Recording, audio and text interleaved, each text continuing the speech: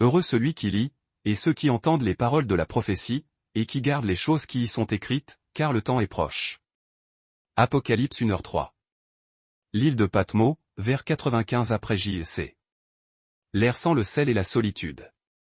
Un vieil homme, le visage buriné par les années et les épreuves, est assis seul sur un éperon rocheux. Les vagues s'écrasent avec une violence sourde contre les falaises de l'île déserte. Il s'appelle Jean, le dernier survivant des 12, le seul apôtre encore debout dans un monde qui a martyrisé tous ses frères. L'Empire de Rome l'a banni vers cet exil pour sa persistance obstinée à proclamer la souveraineté du Christ au lieu de celle de l'empereur. Il a vu Pierre et Paul mourir, assisté de loin à l'incendie et à la chute de Jérusalem, aux ruines fumantes du Temple. L'Église, son œuvre de toute une vie, est dispersée, traquée, saignée à blanc. Et puis, le jour du Seigneur, la routine morose de l'exil est brisée. Jean entend derrière lui une voix retentissante, pareille au son d'une trompette puissante. Il se retourne et l'indicible se révèle, au milieu de cette chandelier d'or pur, se tient quelqu'un. Une figure d'une splendeur terrifiante. Ses yeux sont comme une flamme ardente, ses pieds sont semblables à de l'airain poli, chauffés à blanc dans une fournaise. Son visage rayonne avec la puissance aveuglante du soleil dans tout son éclat. Dans sa main droite, il tient cette étoile, de sa bouche sort une épée tranchante à deux bords. Jean, celui-là même qui, lors de la dernière Pâque, avait reposé sa tête sur la poitrine de Jésus, s'effondre à ses pieds, frappé comme par la mort. Mais la figure le touche, d'un geste infiniment familier. N'aie point peur. Je suis le premier et le dernier. Je suis le vivant, j'étais mort, et voici, je suis vivant au siècle des siècles. Ce que Jean s'apprête à transcrire deviendra l'ouvrage le plus mystérieux, le plus effrayant et le plus souvent mal interprété de toute la Bible. Un livre peuplé de bêtes apocalyptiques, de dragons, de guerres cosmiques, de fléaux et de la fin du monde tel que ses lecteurs le connaissaient. Depuis 2 millénaires, exégètes et mystiques tentent de déchiffrer ces énigmes. Certains y voient une carte routière détaillée du futur, d'autres n'y décèlent qu'un délire de prophète en pleine crise. Mais si l'Apocalypse n'était pas uniquement une prophétie lointaine sur la fin des temps? Et si c'était un message codé, rédigé dans une langue secrète que les premiers destinataires de Jean auraient comprise sans peine? Et si chaque symbole, chaque chiffre, chaque monstre avait une signification immédiate que nous avons oubliée? Vous êtes sur le point de découvrir la signification réelle de l'Apocalypse. Et attention, ce n'est probablement pas celle que vous imaginez. La vision de Jean débute par 7 missives adressées à cette assemblée éparpillée en Asie mineure, Éphèse, Smyrne, Pergame, Thyatire, Sardes, Philadelphie, Laodicée. Ce choix n'est pas fortuit. Ces villes formaient un cercle postal, une route de messagerie établie dans l'Antiquité, assurant une diffusion rapide et ordonnée du message. Le chiffre 7. Encore lui. Dans la cosmologie hébraïque, il représente l'achèvement, la plénitude, la perfection divine. 7 jours de la création, 7 sceaux, 7 trompettes, 7 coupes. J'en écris donc pas seulement à ces 7 communautés spécifiques, mais à l'Église universelle, à travers tous les âges et tous les lieux. À votre Église. À la nôtre. L'Église 2000 ans plus tard. Chaque lettre suit une architecture précise, une description de l'identité du Christ, une approbation, un reproche, et une promesse finale. L'Église d'Éphèse, malgré son orthodoxie, a délaissé son premier amour. Smyrne endure la persécution et la pauvreté, mais, en vérité, spirituellement riche. Pergame est établi là où réside le trône de Satan, une allusion probable au gigantesque autel de Zeus qui dominait la cité, ou plus certainement encore, au culte impérial exigeant l'adoration de César comme une divinité. Thyatire tolère la femme Jézabel, une fausse prophétesse encourageant l'immoralité. Sardes a une réputation de vie mais est morte. Philadelphie, quoique faible, a gardé la parole du Christ. Et Laodicée, la tiède, n'est ni chaude ni froide, au point que le Christ menace de la vomir de sa bouche. C'est ici que l'image devient fulgurante. Laodicée n'avait pas de source d'eau naturelle. L'eau était acheminée par aqueduc depuis des sources chaudes éloignées, et au moment de son arrivée, elle était devenue tiède, inutile pour la guérison, comme l'eau chaude thermale, et inefficace pour le rafraîchissement, comme l'eau froide des montagnes. Les croyants de Laodicée comprirent immédiatement la métaphore, ils étaient spirituellement inutiles, compromis, cherchant à concilier leur foi avec la richesse ostentatoire et le confort de la société romaine. Ces lettres ne sont pas de l'histoire ancienne. Elles sont un miroir tendu. Quelle église représentez-vous? Avez-vous oublié votre ferveur initiale? Tolérez-vous la corruption?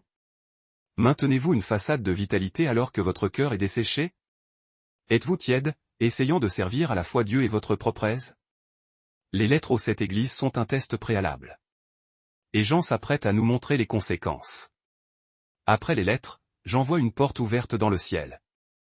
La voix, toujours semblable à une trompette, l'invite, monte ici, et je te montrerai ce qui doit arriver après cela. Soudain, Jean se trouve dans la salle du trône de Dieu. Ce qu'il décrit défie presque le langage humain. Un trône, et quelqu'un y est assis. La figure rayonne comme la pierre de jaspe, d'un rouge profond comme le rubis. Un arc-en-ciel, de la couleur éclatante de l'émeraude, encercle le trône.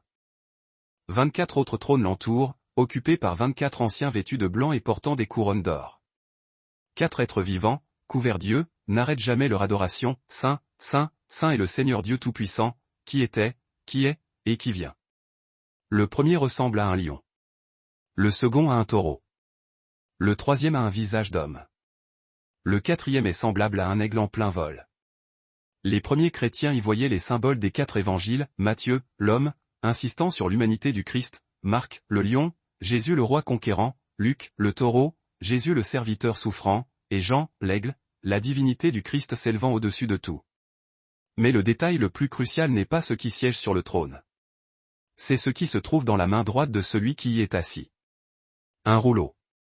Scellé de 7 sceaux. Ce rouleau renferme le plan divin de l'histoire, le jugement, et la rédemption finale de toutes choses. Mais il y a un problème. Un ange proclame d'une voix tonitruante, qui est digne d'ouvrir le rouleau et d'en rompre les sceaux? Silence. Un silence absolu et terrifiant s'abat sur le cosmos. Ni dans le ciel, ni sur la terre, ni sous la terre, personne ne se révèle digne de l'ouvrir. Jean se met à pleurer amèrement. Toute l'histoire, le sens de tous les desseins de Dieu, est scellé, et personne n'est qualifié pour les révéler. Alors, un des anciens lui dit, « Ne pleure point. Voici, le lion de la tribu de Juda, la racine de David, a vaincu. Il est capable d'ouvrir le rouleau et d'en délier les 7 sceaux. » Jean se tourne, s'attendant à voir un lion majestueux et guerrier. Au lieu de cela, il voit un agneau. Non pas n'importe quel agneau, mais un agneau qui se tient au milieu du trône, ayant l'apparence d'avoir été immolé. Il possède 7 cornes et 7 yeux, symbolisant les 7 esprits de Dieu envoyés sur toute la terre. L'agneau avance et prend le rouleau. C'est le pivot de toute réalité. L'agneau qui fut immolé, Jésus-Christ, crucifié sur une croix romaine, est le seul digne d'ouvrir le livre de l'histoire. Non par la force militaire, non par la domination politique, mais par l'amour sacrificiel. Le lion n'a vaincu qu'en se faisant l'agneau. Et toute la salle du trône éclate en adoration. Les 4 êtres vivants, les 24 anciens, des myriades d'anges, toute la création au ciel et sur terre chantent, digne est l'agneau qui a été immolé, de recevoir la puissance, la richesse, la sagesse, la force, l'honneur, la gloire et la louange. Le rouleau est sur le point d'être ouvert. L'histoire est sur le point d'être déployée. L'agneau commence à rompre les sceaux, un par un. Le premier sceau se brise. Apparaît un cheval blanc, son cavalier tenant un arc et portant une couronne. Il s'élance comme un conquérant cherchant à dominer. Beaucoup l'interprètent comme le Christ, mais il faut regarder de plus près. Le Christ n'apparaît sur un cheval blanc qu'au chapitre 19. Ce cavalier est un imposteur, un faux messie, représentant l'esprit de la conquête et de la tyrannie qui ne cesse de hanter le monde Rome elle-même, avec sa pax romana imposée par l'épée et la subjugation. Le deuxième sceau. Un cheval d'un rouge ardent. Son cavalier reçoit le pouvoir d'ôter la paix de la terre et d'inciter les hommes à s'entretuer. Il porte une grande épée. La guerre. Le bain de sang. Le cycle incessant de la violence humaine. Le troisième sceau. Un cheval noir. Son cavalier tient une balance. Une voix proclame, une mesure de blé pour un denier, et 3 mesures d'orge pour un denier, mais ne touche pas à l'huile et au vin. La famine. L'effondrement économique. Les denrées de première nécessité deviennent inabordables pour le labeur d'une journée, tandis que les produits de luxe et le confort des riches demeurent préservés. Le quatrième sceau. Un cheval d'une couleur verdâtre et cadavérique, pâle. Son cavalier se nomme la mort, et le séjour des morts, Hadès, le suit de près.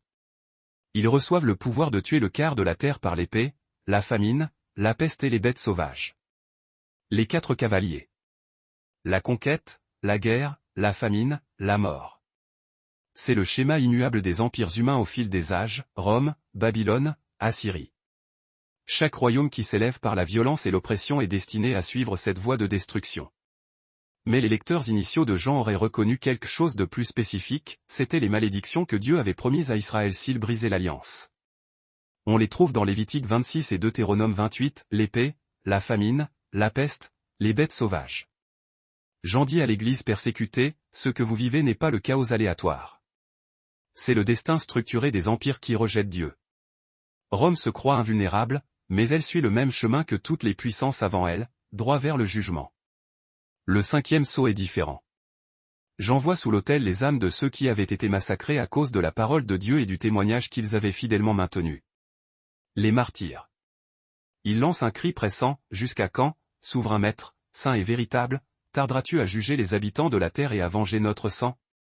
Des robes blanches leur sont données, et on leur demande de patienter encore un peu, jusqu'à ce que le nombre complet de leurs compagnons de service et de leurs frères, qui devaient être tués comme eux, soit atteint. Ceci est crucial. L'Apocalypse ne promet pas d'échapper à la souffrance. Elle promet de donner un sens à cette souffrance. Les martyrs ne sont pas oubliés. Leur sang crie justice, et Dieu entend. Le 6e sceau s'ouvre, et l'ordre cosmique lui-même commence à se désintégrer. Un tremblement de terre gigantesque secoue le monde. Le soleil devient noir comme un sac de crin, la lune devient rouge comme le sang. Les étoiles du ciel tombent sur la terre comme des figues non mûres qui se détachent d'un arbre secoué par une forte tempête. Le ciel se retire, s'enroulant comme un parchemin. Chaque montagne et chaque île est arrachée de son lieu. Les rois de la terre, les princes, les généraux, les riches, les puissants, tout le monde, esclaves et hommes libres, se cachent dans les cavernes et parmi les rochers, suppliant les montagnes et les rochers, tombez sur nous et cachez-nous de la face de celui qui est assis sur le trône et de la colère de l'agneau. Car le grand jour de leur colère est arrivé, et qui peut subsister? Ce langage le soleil qui s'obscurcit, la lune qui devient sang, les étoiles qui chutent n'est pas destiné à être pris littéralement comme une prédiction météorologique. C'est le langage prophétique emprunté à l'Ancien Testament, utilisé lorsque Dieu s'apprête à juger de grandes nations. Ésaïe l'utilisa pour annoncer la chute de Babylone. Ézéchiel pour l'Égypte. Joël pour les ennemis de Jérusalem. C'est la manière antique de dire, les pouvoirs qui paraissent permanents, inébranlables, éternels, sont sur le point de s'effondrer. Pour les lecteurs de Jean, le message était clair, les jours de Rome, l'empire qui a crucifié Jésus, qui a brûlé des chrétiens comme des torchers dans les jardins de Néron, qui a détruit Jérusalem, sont comptés. Mais avant que le 7e sceau ne soit ouvert, Jean observe un événement inattendu. 4 anges se tiennent aux 4 coins de la terre, retenant les vents du jugement. Un autre ange monte de l'Orient, portant le sceau du Dieu vivant. Il crie, ne faites point de mal à la terre, ni à la mer, ni aux arbres, jusqu'à ce que nous ayons marqué du sceau le front des serviteurs de notre Dieu. Jean entend alors le nombre de ceux qui sont ainsi scellés, 144 000, provenant de toutes les tribus d'Israël. 12 000 de chaque tribu, Juda, Ruben, Gad, Asher, Nephtali, Manassé, Siméon, Lévi, Issachar, Zabulon, Joseph, Benjamin. Ce nombre a engendré d'innombrables spéculations. Certains groupes insistent sur une interprétation littérale. Mais le symbolisme est profond, 12 tribus multipliées par 12 apôtres, multipliées par 1000, le nombre de la multitude. C'est le peuple de Dieu au complet, l'Israël spirituel. Ce qui importe est ceci, ses serviteurs sont scellés. Marqués. Protégés. Non pas contre la souffrance elle-même, mais protégés spirituellement à travers elle. Ils appartiennent à Dieu, et rien, ni tribulation, ni persécution, ni même la mort, ne peut les arracher de sa main. Ensuite, la perspective de Jean change. Il voit une foule immense que personne ne pourrait compter, issue de toute nation, tribu, peuple et langue, se tenant devant le trône, vêtus de robes blanches et tenant des palmes. Il s'écrie, le salut est à notre Dieu qui est assis sur le trône, et à l'agneau. L'un des anciens interroge Jean, qui sont ceux-ci vêtus de robes blanches, et d'où sont-ils venus? Jean répond humblement, mon Seigneur, tu le sais. L'Ancien explique, ce sont ceux qui viennent de la grande tribulation, ils ont lavé leurs robes et les ont blanchies dans le sang de l'agneau. La grande tribulation. Non pas un événement futur lointain pour les lecteurs de Jean, mais ce qu'ils vivaient déjà, la persécution romaine, la destruction de Jérusalem, la souffrance de l'Église primitive. Et pourtant, les voilà, victorieux, debout devant le trône de Dieu. L'Apocalypse n'est pas une échappatoire à la tribulation. C'est la promesse d'une endurance fidèle et d'une justification éclatante au-delà de l'épreuve. L'agneau ouvre le 7e sceau. Et il y eut dans le ciel un silence d'environ une demi-heure. Après tout le bouleversement cosmique, le tonnerre, les tremblements de terre, les voix, ce silence est lugubre. Profond. C'est le calme absolu avant la tempête définitive. 7 anges reçoivent cette trompette. Un autre ange s'approche avec un encensoir d'or, rempli d'encens et des prières des saints. Il l'offre sur l'autel d'or devant le trône. La fumée de l'encens, mêlée aux suppliques du peuple de Dieu, monte vers le Très-Haut. Puis l'ange prend l'encensoir, le remplit du feu de l'autel, et le jette sur la terre. S'ensuivent des coups de tonnerre, des grondements, des éclairs et un tremblement de terre. Les prières des saints souffrants ont été entendues. Le jugement est sur le point de s'abattre. Les 7 anges se préparent à sonner de leurs trompettes. Si les sceaux représentaient le schéma général de l'Empire et du jugement, les trompettes sont des fléaux divins plus spécifiques, qui rappellent puissamment les plaies que Dieu envoya sur l'Égypte lorsque Pharaon refusa de libérer son peuple. La première trompette sonne. De la grêle et du feu mélangés à du sang sont lancés sur la terre. Le tiers de la terre est brûlé, de même que le tiers des arbres et toute l'herbe verte. Cela fait écho à la 7e plaie de l'Exode, la grêle mêlée de feu. La deuxième trompette. Quelque chose d'énorme, ressemblant à une montagne toute en feu, est jeté dans la mer. Le tiers de la mer devient du sang, le tiers des créatures marines meurt, et le tiers des navires est anéanti. La première plaie, l'eau changée en sang. La troisième trompette. Une grande étoile, flamboyante comme une torche, tombe du ciel sur le tiers des fleuves et des sources d'eau. L'étoile est nommée Absinthe, ou Ormuzd, et le tiers des eaux devient amer, et beaucoup d'hommes meurent. Des eaux empoisonnées, rappelant l'eau amère de Mara pour Israël. La quatrième trompette. Le tiers du soleil, de la lune et des étoiles est frappé, de sorte que le tiers de leur lumière s'éteint. Le tiers du jour est privé de lumière, de même que le tiers de la nuit. La 9e plaie, les ténèbres sur l'Égypte. Mais alors un aigle solitaire vole au zénith du ciel, criant d'une voix déchirante, « Malheur! Malheur! Malheur aux habitants de la terre, à cause des autres sonneries de trompette que les 3 autres anges vont faire entendre. 3 malheurs. Le pire est imminent. La 5e trompette retentit, et j'en vois une étoile qui était tombée du ciel sur la terre. On donne à cette étoile la clé du puits de l'abîme. Quand elle l'ouvre, une fumée s'en échappe, comme la fumée d'une gigantesque fournaise, obscurcissant le soleil et le ciel.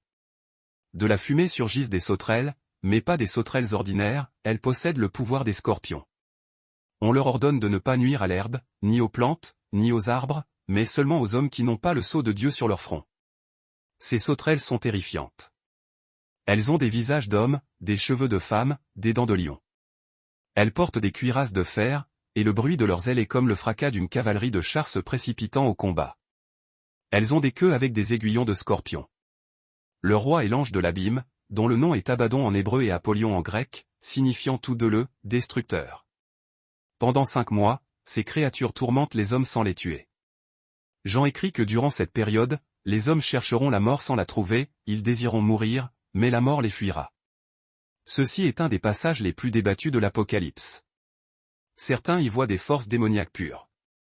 D'autres, les légions romaines, dont la cavalerie et l'armure auraient pu ressembler à ces sauterelles monstrueuses pour un public du 1er siècle.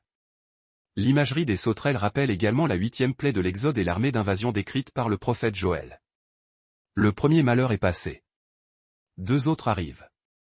La 6e trompette sonne.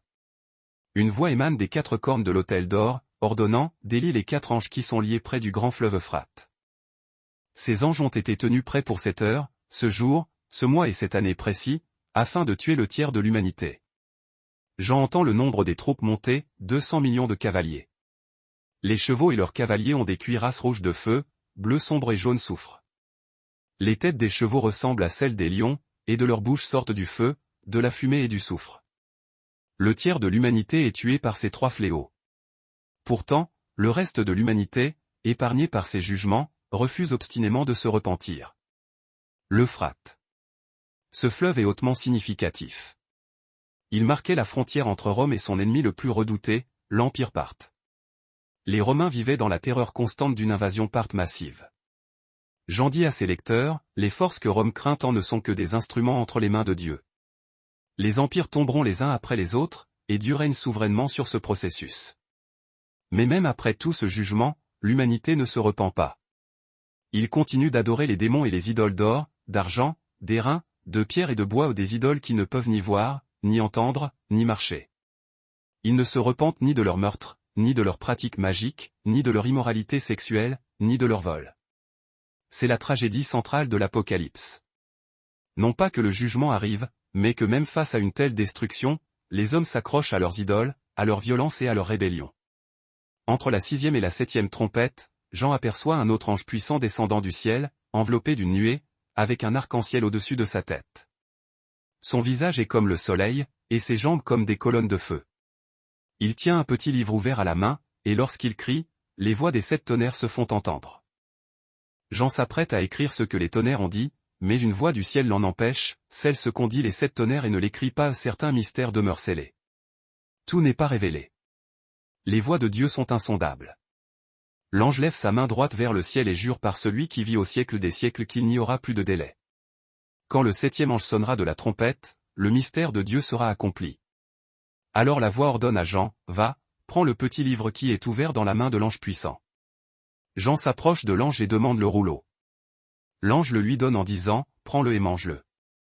Il sera amer pour ton ventre, mais dans ta bouche il sera doux comme du miel. Jean mange le rouleau. Il est délicieusement doux dans sa bouche, mais lorsqu'il l'avale, son ventre devient amer. C'est la nature même de l'appel prophétique. La parole de Dieu est douce, ses promesses, sa grâce, son salut. Mais le message du jugement, le coup du discipulat, la souffrance qui accompagne la fidélité, tout cela est amer. Être prophète, c'est maintenir ces deux réalités simultanément, la douce promesse et l'amère vérité. L'ange dit à Jean, il faut que tu prophétises de nouveau sur beaucoup de peuples, de nations, de langues et de rois. Le message n'est pas terminé. Il reste encore beaucoup à révéler. Jean reçoit un roseau semblable à une verge de mesure et on lui dit de mesurer le temple de Dieu et l'autel, et de compter ceux qui y adorent. Mais il lui est interdit de mesurer le parvis extérieur, car il a été abandonné aux nations, qui piétineront la ville sainte pendant 42 mois. 42 mois. 3 ans et demi. Ailleurs dans l'Apocalypse, cette période est décrite comme 1260 jours ou un temps, des temps, et la moitié d'un temps. C'est la moitié de 7, l'inachèvement, une période d'épreuve limitée mais intense. Puis Jean introduit 2 témoins, vêtus de sacs, qui prophétisent durant ces 1260 jours. Ils ont le pouvoir de fermer le ciel pour qu'il ne pleuve pas, de changer les eaux en sang, et de frapper la terre de toutes sortes de fléaux. Si quelqu'un tente de leur nuire, du feu sort de leur bouche et dévore leurs ennemis. Qui sont ces 2 témoins? Le texte nous donne des indices.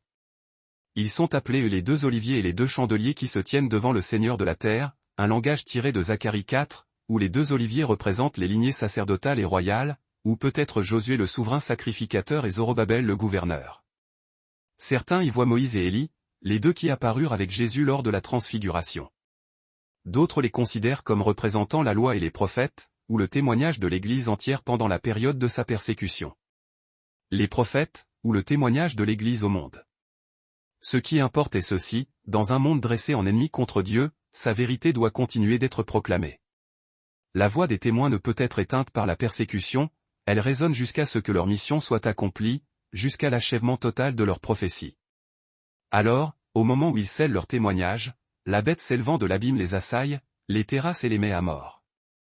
Leurs cadavres sont exposés sur la place publique de la grande cité, ce lieu impie et rebelle, appelé symboliquement Sodome et Égypte, la même où leur Seigneur fut crucifié. Sodome. Égypte. Jérusalem.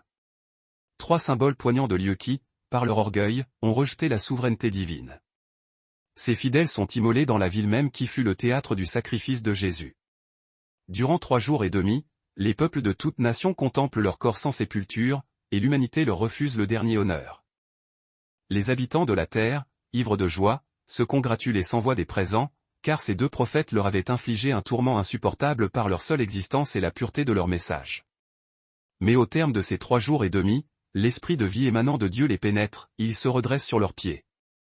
Une terreur glaciale s'abat sur tous ceux qui les voient. Alors une voix puissante venue du ciel les interpelle, montez ici. Et ils montent au ciel dans une nuée, sous les yeux horrifiés de leurs ennemis. À cet instant, un tremblement de terre d'une violence inouïe secoue la région, le 10e de la cité s'écroule. 7000 hommes sont anéantis. Les survivants, saisis par la peur panique, rendent gloire au Dieu du ciel. Le 2e malheur est passé. Le 3e malheur approche, imminent. Le 7e ange sonne de sa trompette, et des voix tonitruantes s'élèvent dans le ciel, proclamant avec majesté, le royaume du monde est désormais devenu le royaume de notre Seigneur et de son Messie, et il régnera pour les siècles des siècles. Les 24 anciens se prosternent face contre terre, adorant Dieu et clamant, nous te rendons grâce, Seigneur Dieu Tout-Puissant, celui qui est et qui était, parce que tu as saisi ta puissance immense et as commencé ton règne. Les nations, remplies d'une rage impuissante, ont été confrontées à ta colère. Le temps est venu de juger les morts, de récompenser tes serviteurs les prophètes, de rétribuer ton peuple qui révère ton nom, les grands comme les humbles, et de détruire ceux qui détruisent la terre. Alors le temple de Dieu qui est dans le ciel s'ouvre, et l'arche de son alliance apparaît dans le sanctuaire.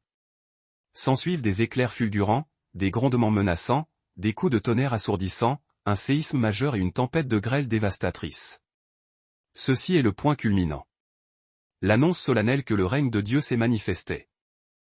Non pas un avenir lointain et hypothétique, mais un règne inauguré et établi par la mort et la résurrection de Jésus-Christ. Les puissances de ce monde Rome, Babylone, et toute hégémonie qui s'oppose au Créateur sont déjà vaincues en principe. Leur ère touche à sa fin inexorable. Mais Jean ne s'arrête pas là. Il doit révéler l'identité de celui qui manipule les empires terrestres. Qui tire les ficelles? Qui est le véritable ennemi cosmique? Un signe grandiose surgit dans le ciel, une femme revêtue du soleil, la lune sous ses pieds, couronnée de 12 étoiles.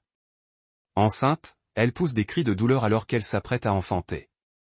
Puis un autre signe apparaît, un dragon rouge, immense, doté de 7 têtes et 10 cornes, portant 7 diadèmes sur ses têtes. Sa queue balaie le tiers des étoiles du ciel et les projette sur la terre.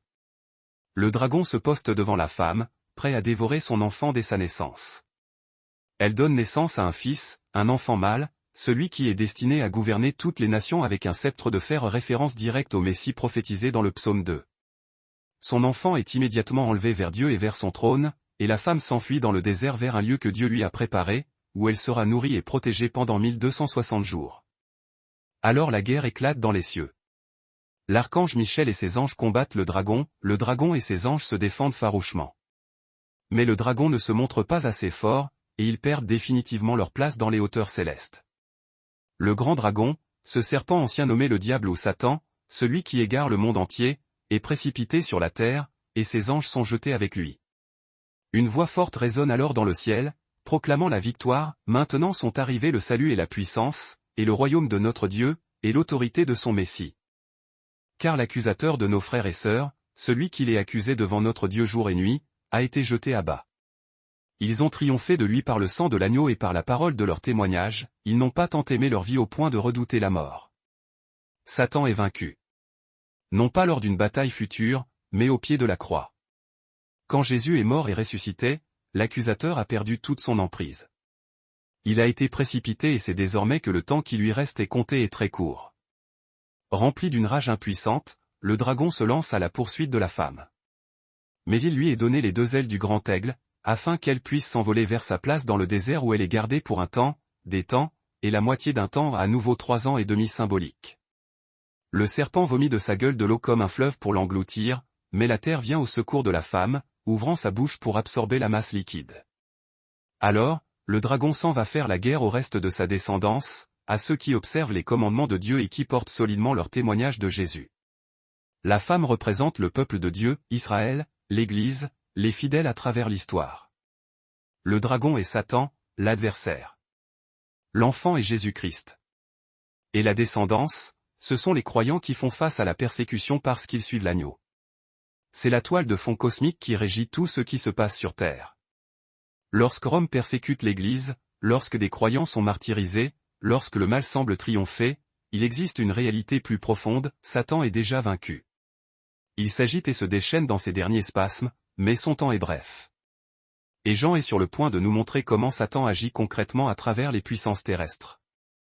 Jean se tient sur le rivage de la mer et voit une bête terrifiante monter des eaux. Elle possède 10 cornes et 7 têtes, portant 10 diadèmes sur ses cornes, et sur chaque tête, un nom profanateur, une véritable marque de blasphème. La bête ressemble à une panthère, mais ses pattes sont comme celles d'un ours et sa gueule est celle d'un lion rugissant. Le dragon, le grand adversaire, lui confère sa propre puissance, son trône et une autorité immense. L'une des têtes de la bête paraît avoir subi une blessure mortelle, mais cette blessure est guérie. Le monde entier est rempli d'émerveillement et se met à suivre la bête. Les hommes adorent le dragon pour avoir donné son autorité à la bête, et ils adorent la bête, s'écriant, « Qui est semblable à la bête ? Qui pourrait oser lui faire la guerre ?» La bête reçoit une gueule pour prononcer des paroles orgueilleuses et des blasphèmes, et pour exercer son pouvoir absolu pendant 42 mois. Elle ouvre sa gueule pour blasphémer Dieu, pour calomnier son nom et sa demeure céleste. Il lui est permis de faire la guerre au peuple saint de Dieu et de le vaincre. Autorité lui est donnée sur toute tribu, tout peuple, toute langue et toute nation. Tous les habitants de la terre l'adoreront, tous ceux dont le nom n'a pas été inscrit dans le livre de vie de l'agneau. Jean ajoute une exhortation essentielle, c'est ici qu'il faut la persévérance patiente et la fidélité inébranlable de la part du peuple de Dieu. Qui est donc cette bête ? Pour les premiers lecteurs de Jean, la réponse était éclatante de vérité, c'était Rome. Les 7 têtes représentent les 7 collines sur lesquelles Rome était célèbre pour être bâtie. Elles symbolisent également 7 empereurs. La blessure mortelle qui fut guérie fait très probablement référence à Néron, qui s'était suicidé en 68 après J.C., jetant l'Empire dans une période de chaos. Cependant, Rome se rétablit rapidement, et des rumeurs persistantes circulaient selon lesquelles Néron reviendrait, peut-être sous les traits d'un autre empereur incarnant sa cruauté. La bête n'est pas seulement Rome, elle est l'Empire lui-même, sous quelque forme que ce soit, Rome au temps de Jean, mais aussi tout empire qui exige l'adoration, qui revendique l'autorité suprême et qui persécute le peuple de Dieu. L'exigence de la marque sur le front et sur la main fait écho au schéma, où les Israélites recevaient l'ordre d'attacher la loi de Dieu sur leur front et leurs mains. La bête crée un contrefactum démoniaque, exigeant une allégeance totale. Mais la bête ne travaille pas seule. Jean voit apparaître une autre bête, celle-ci sortant de la terre. Elle possède 2 cornes semblables à celles d'un agneau ou une fausse innocence mais elle parle avec la voix et l'autorité d'un dragon. Elle exerce toute la puissance de la première bête et force la terre et ses habitants à adorer la première bête. Elle accomplit de grands prodiges, allant même jusqu'à faire descendre le feu du ciel devant les hommes. Elle trompe ainsi ceux qui habitent sur la terre, leur ordonnant d'ériger une image en l'honneur de la bête qui fut blessée par l'épée et qui pourtant revint à la vie. La seconde bête reçoit le pouvoir de donner le souffle de vie à l'image de la première bête, afin que cette image puisse parler et faire mettre à mort tous ceux qui refuseraient de l'adorer. Elle contraint chacun, petit et grand, riche et pauvre, libre et esclave, à recevoir une marque sur la main droite ou sur le front, afin que personne ne puisse acheter ou vendre s'il n'a pas cette marque, c'est-à-dire le nom de la bête ou le nombre correspondant à son nom. Alors Jean écrit l'une des lignes les plus célèbres et les plus cryptiques de l'Apocalypse, c'est ici qu'intervient la sagesse. Que celui qui a de l'intelligence calcule le nombre de la bête, car c'est le nombre d'un homme. Et ce nombre est 666, 666. La seconde bête représente la fausse religion, la machine de propagande et d'endoctrinement de l'Empire. À Rome, cela se manifestait par le culte impérial, les temples, les prêtres, les cérémonies qui déclaraient César comme Seigneur et Dieu. Quiconque refusait d'offrir de l'encens à l'empereur était considéré comme un traître à l'État. La marque de la bête n'est pas un tatouage littéral ou une puce électronique. C'est le symbole d'une allégeance totale et visible. Dans le monde antique, il était impossible de participer au commerce sans prendre part au culte impérial. Les marchés se tenaient dans des enceintes sacrées, les guildes professionnelles exigeaient des offrandes aux dieux païens. Suivre Jésus impliquait inévitablement l'exclusion économique et sociale. Et le nombre 666 ? Dans la gematria hébraïque, chaque lettre possède une valeur numérique. Le nom hébreu Néron César s'additionne pour donner 666. Le titre César Dieu en latin y parvient également. Il s'agit d'une référence codée que les lecteurs de Jean auraient immédiatement décryptée. La bête est Rome. Le nombre est Néron. La marque est l'exigence impériale d'adoration. Mais Jean ajoute une dimension symbolique supplémentaire. Le 7 est le chiffre de la perfection. Le 6 lui est inférieur. Le 666 est donc l'incomplétude répétée 3 fois, c'est l'humanité sans Dieu, c'est l'empire sans autorité divine, une puissance qui prétend être ultime mais qui est fatalement vouée à l'échec. La bête semble invincible. Mais elle n'est qu'un pâle contrefactum. Et elle a déjà été conquise. Alors la vision de Jean bascule. Il voit l'agneau se tenant sur le mont Sion, et avec lui les 144 000 qui portent son nom et le nom de son Père écrit sur leur front. Il entend du ciel un son semblable au mugissement de grandes eaux et au fracas d'un violent coup de tonnerre, ainsi que le chant harmonieux d'harpistes jouant de leur harpe. Il chante un cantique nouveau devant le trône, un chant que nul autre ne peut apprendre. Ce sont ceux qui ne se sont pas souillés par les compromissions mais qui se sont conservés purs. Ils suivent l'agneau partout où il va. Ils ont été rachetés d'entre les hommes, offerts comme prémices à Dieu et à l'agneau. Nul mensonge n'est trouvé dans leur bouche, ils sont irréprochables devant le trône. Ceci est l'image opposée aux adorateurs de la bête. Tandis que la bête marque les fronts de son nom, le peuple de Dieu est marqué du nom de l'agneau. Tandis que la bête exige l'adoration par la contrainte et la terreur économique, l'agneau reçoit l'adoration par un amour et une fidélité librement consentis. Tandis que la bête fait la guerre avec des épées, l'agneau conquiert par le sacrifice. Les 144 000 ne sont pas un nombre littéral de croyants d'élite. Ils représentent l'intégralité du peuple de Dieu, scellé et spirituellement protégé, chantant le cantique de la victoire parce que l'agneau a déjà triomphé. 3 anges suivent, chacun portant un message. Le premier vole au milieu du ciel, avec l'évangile éternel à proclamer à ceux qui vivent sur la terre, à toute nation, tribu, langue et peuple. Il proclame avec force, craignez Dieu et donnez-lui gloire, car l'heure de son jugement est arrivée. Adorez celui qui a fait le ciel, la terre, la mer et les sources des eaux. Le deuxième ange annonce, elle est tombée. Elle est tombée, Babylone la grande, celle qui a fait boire à toutes les nations le vin enivrant de ses débauches. Le troisième ange met en garde, si quelqu'un adore la bête et son image et reçoit sa marque, il boira, lui aussi, du vin de la fureur de Dieu, versé sans mélange dans la coupe de sa colère. Ces anges proclament le verdict avant même son exécution physique. Babylone, nom de code désignant Rome, l'empire qui a détruit Jérusalem tout comme l'ancienne Babylone l'avait fait autrefois ou est déjà condamné à la chute. Son jugement est désormais une certitude inéluctable. Puis Jean entend une voix forte venant du ciel qui dit, écris ceci, heureux les morts qui meurent dans le Seigneur, dès maintenant. Oui, dit l'Esprit, ils se reposeront de leurs efforts, car leurs œuvres les suivent. Les martyrs ne sont pas oubliés. Leur sacrifice a un sens éternel. Ils ont conquis non pas en tuant, mais en mourant fidèlement. J'en vois alors quelqu'un de semblable à un fils de l'homme, assis sur une nuée blanche, avec une couronne d'or sur la tête et une faucille aiguisée à la main. Un ange sort du temple, appelant d'une voix puissante, lance ta faucille et moissonne, car le temps de la moisson est venu, la récolte de la terre est mûre. Alors celui qui est assis sur la nuée jette sa faucille sur la terre, et la terre est moissonnée. Un autre ange sort du temple qui est dans le ciel, portant lui aussi une faucille tranchante. Et un autre ange encore, qui a autorité sur le feu, crie au moissonneur, prends ta faucille aiguisée et vendange les grappes de la vigne de la terre, car ses raisins sont mûrs pour la vengeance. L'ange lance sa faucille et vendange la vigne, jetant les grappes dans la grande cuve du pressoir de la colère de Dieu. Les raisins sont foulés dans le pressoir à l'extérieur de la cité, et le sang jaillit en un torrent si profond qu'il monte jusqu'aux brides des chevaux, sur une distance d'environ 1600 stades, environ 300 km. C'est l'imagerie de la moisson. C'est l'imagerie du jugement divin. Les prophètes de l'Ancien Testament l'utilisaient constamment. Ésaïe décrivait Dieu foulant les nations comme des raisins dans un pressoir. Joël appelait à la faucille parce que la récolte était mûre. Ceci n'est pas une violence arbitraire, mais la conséquence naturelle et implacable de la rébellion. On récolte ce que l'on a semé. Les nations qui bâtissent des empires sur le sang seront elles-mêmes écrasées.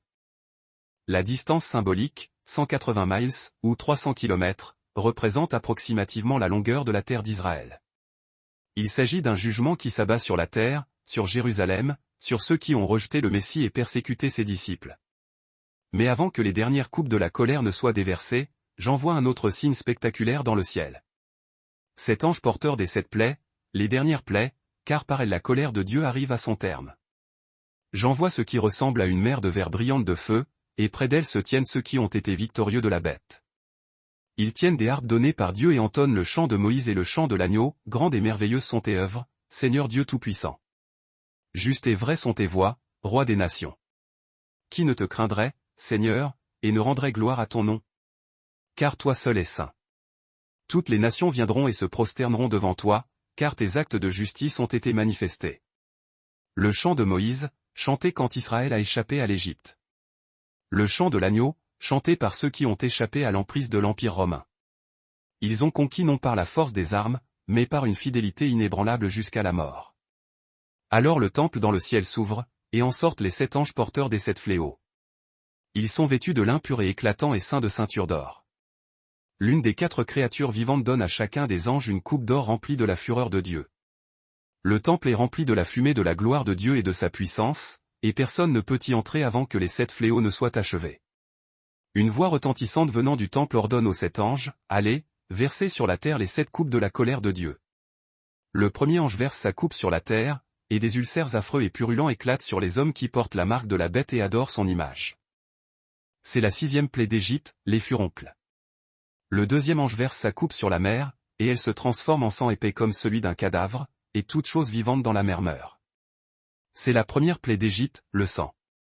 Le troisième ange verse sa coupe sur les fleuves et les sources d'eau, et ils deviennent du sang.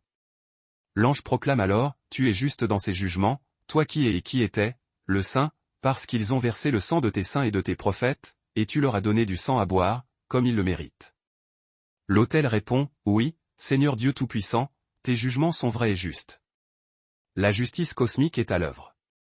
Ceux qui ont versé le sang innocent reçoivent du sang à boire. C'est la loi du talion, œil pour œil, portée à sa conclusion universelle. Le quatrième ange verse sa coupe sur le soleil, et il lui est permis de brûler les hommes par le feu. Ils sont roussis par la chaleur intense et blasphèment le nom de Dieu, qui a pourtant le contrôle sur ses plaies, mais ils refusent obstinément de se repentir pour lui rendre gloire. Même dans le jugement, Dieu offre un espace au repentir. Mais les cœurs sont endurcis. L'orgueil refuse de plier. Le cinquième ange verse sa coupe sur le trône de la bête, et son royaume est plongé dans les ténèbres. Les hommes se mordent la langue d'agonie et blasphèment le Dieu du ciel à cause de leurs douleurs et de leurs ulcères, mais ils refusent de se repentir de leurs actions. C'est la 9e plaie, l'obscurité. Le 6e ange verse sa coupe sur le grand fleuve Euphrate, et ses eaux s'assèchent pour préparer le chemin au roi venant de l'Est.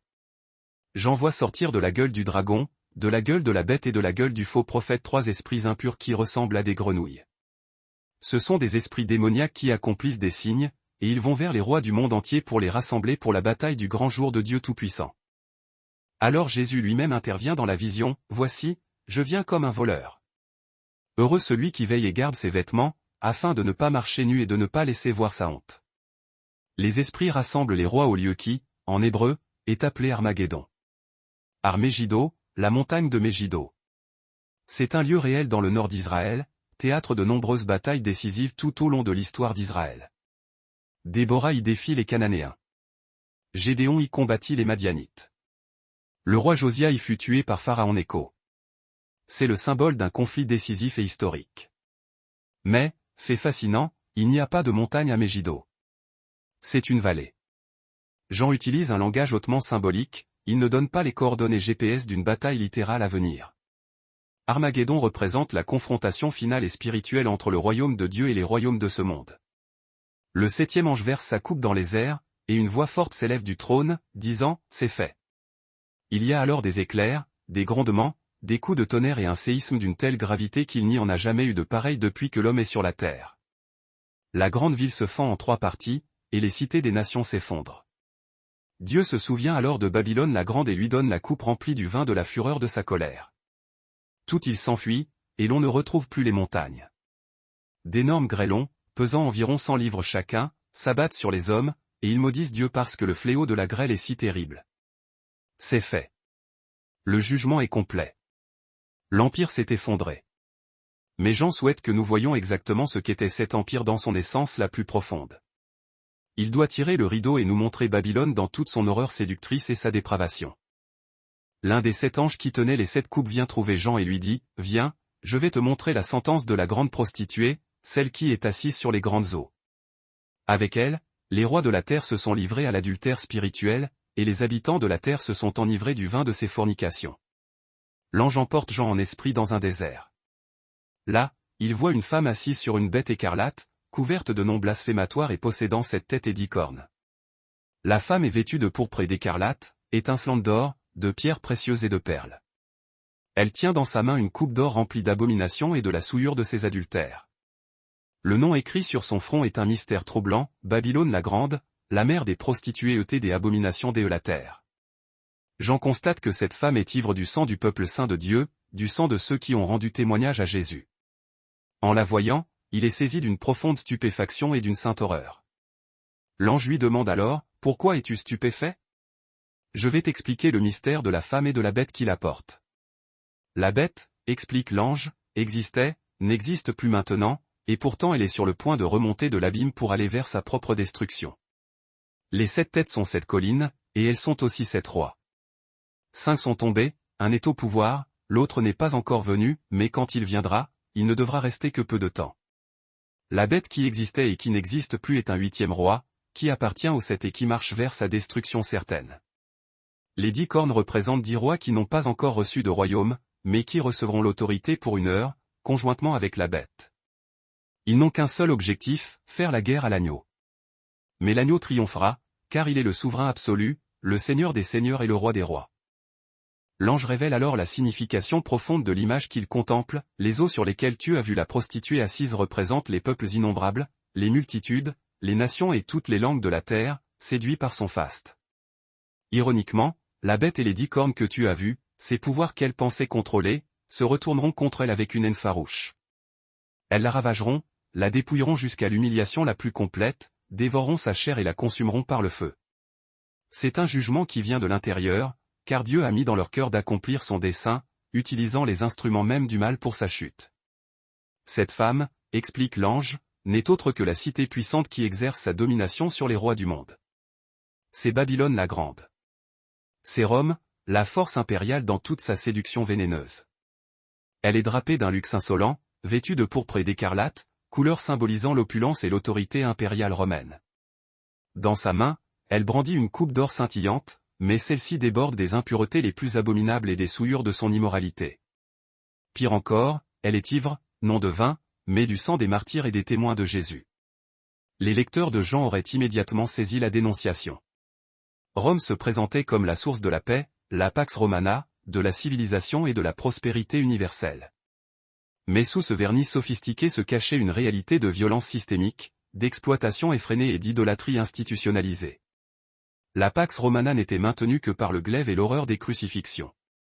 Le luxe flamboyant de Rome reposait sur les corps brisés et le travail forcé des esclaves. Ses temples et ses palais resplendissaient de l'or arraché au peuple conquis. L'image de la prostituée est choisie avec une intention cinglante. Dans l'Ancien Testament, l'idolâtrie était systématiquement assimilée à l'adultère, Israël trompant son époux, Dieu, en vénérant des divinités étrangères. Babylone, elle, entraîne les nations dans l'idolâtrie du pouvoir, la vénération de la richesse, la quête du confort et de la sécurité terrestre, détournant l'adoration du vrai Dieu vers les créations humaines. Mais tout empire, fondé sur l'injustice, finit par s'effondrer sous son propre poids. La bête se retourne contre la prostituée. La destruction de Rome ne viendra pas d'une intervention divine spectaculaire et unique, mais des forces mêmes qu'elle a libérées, la corruption interne, l'usure morale, les ennemis extérieurs et sa propre violence retournée contre elle-même. L'histoire donna raison à Jean. En quelques siècles, Rome s'écroula, et chaque empire depuis lors a suivi la même trajectoire inéluctable.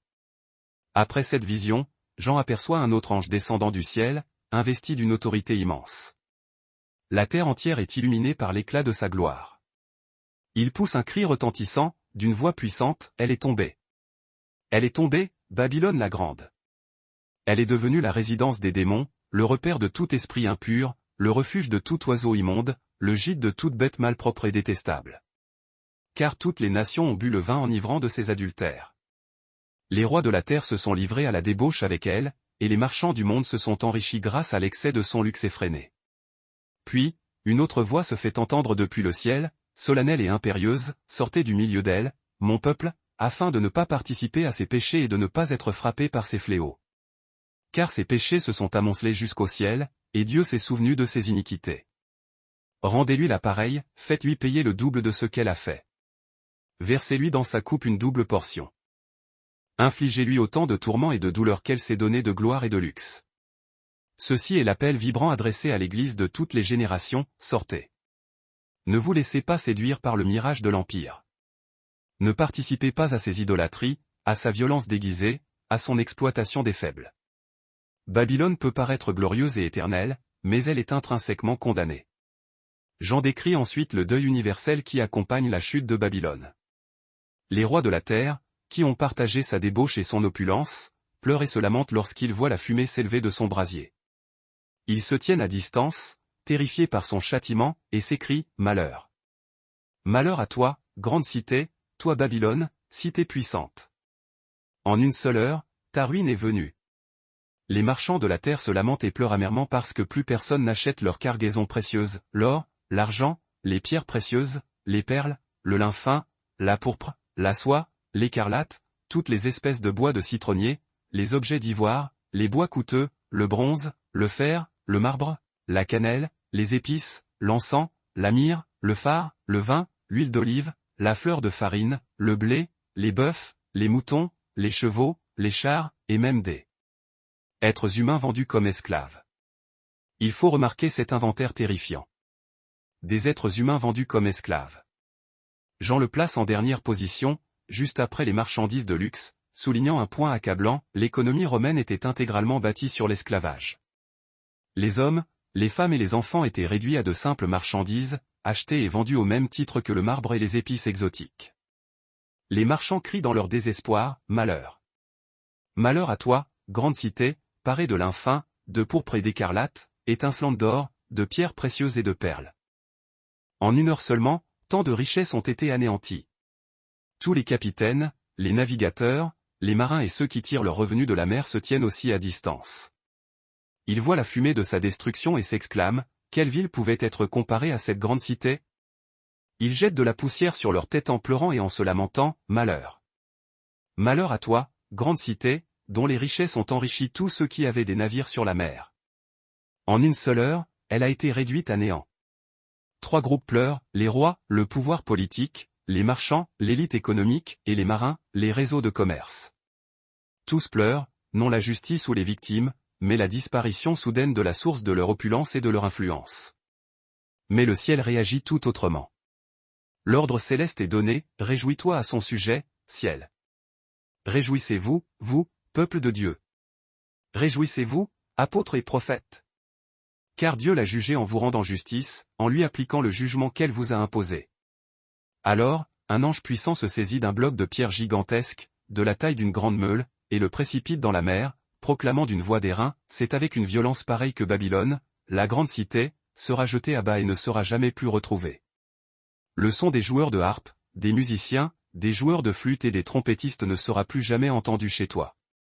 On ne trouvera plus chez toi aucun artisan, quel que soit son métier. Le bruit de la meule ne sera plus jamais entendu chez toi. La lumière de la lampe ne brillera plus jamais chez toi. La voix de l'époux et de l'épouse ne sera plus jamais entendue chez toi. Tes marchands étaient les grands de la terre. Par tes enchantements, toutes les nations ont été égarées.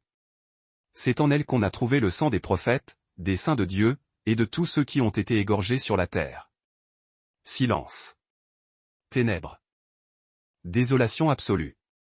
Tel est le destin final de toute structure impériale qui bâtit son pouvoir sur la violence institutionnalisée et l'idolâtrie. La chute de Babylone n'est pas limitée à l'événement historique de Rome. Elle concerne toute structure de pouvoir qui exige une allégeance totale, qui persécute les fidèles, qui valorise le profit au détriment de l'être humain. Elle concerne tous les systèmes, qu'ils soient économiques ou politiques, qui promettent la sécurité, le confort et un sens à la vie en échange de l'adoration. Tous ces systèmes finiront par s'effondrer. Et lorsque cela arrivera, le peuple de Dieu ne pleurera pas leur gloire passée, il se réjouira, car la justice divine aura enfin triomphé. Après cela, Jean entend dans le ciel comme le rugissement d'une foule immense, qui s'écrie « Alléluia ». Le salut, la gloire et la puissance sont à notre Dieu, car ses jugements sont vrais et justes. Il a condamné la grande prostituée qui corrompait la terre par ses débauches. Il a vengé sur elle le sang de ses serviteurs. La multitude céleste reprend son cri de triomphe, Alléluia. La fumée qui s'élève d'elle monte au siècle des siècles. Les 24 anciens et les 4 êtres vivants se prosternent et adorent Dieu, assis sur le trône, en proclamant Amen. Alléluia. Puis une voix résonne depuis le trône, louez notre Dieu, vous tous, ses serviteurs, vous qui le craignez, petits et grands. Et Jean entend alors comme la voix d'une foule nombreuse, semblable au bruit de grandes eaux tumultueuses et à de forts coups de tonnerre, qui crie Alléluia. Car le Seigneur notre Dieu Tout-Puissant a établi son règne. Réjouissons-nous, soyons dans l'allégresse et rendons-lui gloire. Car les noces de l'agneau sont arrivées, et son épouse s'est préparée. Il lui a été donné de se vêtir d'un fin lin, éclatant et pur. L'ange dit à Jean, écrit ceci, heureux ceux qui sont invités au festin des noces de l'agneau. Les noces. C'est l'accomplissement suprême, le festin ultime de l'union. L'agneau et son peuple, enfin unis pour l'éternité. L'épouse, l'Église, est parée de ce fin lin, éclatant et pur. L'ange précise que ce lin représente les œuvres justes des saints de Dieu. Non pas leur propre justice car seule celle de l'agneau sauve mais les actes de fidélité qui découlent d'une foi transformée par la grâce. Jean, submergé, tombe aux pieds de l'ange pour l'adorer. Mais l'ange l'en empêche aussitôt, garde-toi de le faire. Je suis ton compagnon de service, et celui de tes frères qui possèdent le témoignage de Jésus. Adore Dieu. Car l'esprit de la prophétie, c'est le témoignage rendu à Jésus. Adore Dieu seul. Ni les anges, ni l'Empire, ni aucune créature. Uniquement le Créateur. Et voici maintenant, le moment que toute l'histoire attendait. Le cavalier sur le cheval blanc apparaît. Le ciel s'ouvre devant Jean, et il voit un cheval blanc. Celui qui le monte est nommé fidèle et véritable. Il juge et combat avec justice. Ses yeux sont comme une flamme ardente, et sur sa tête sont posés de nombreux diadèmes. Il porte un nom écrit que personne ne connaît, sauf lui-même. Il est revêtu d'un manteau trempé de sang, et son nom est la parole de Dieu. Les armées du ciel le suivent, montés sur des chevaux blancs et vêtus d'un fin lin, blanc et pur. De sa bouche sort une épée acérée, destinée à frapper les nations.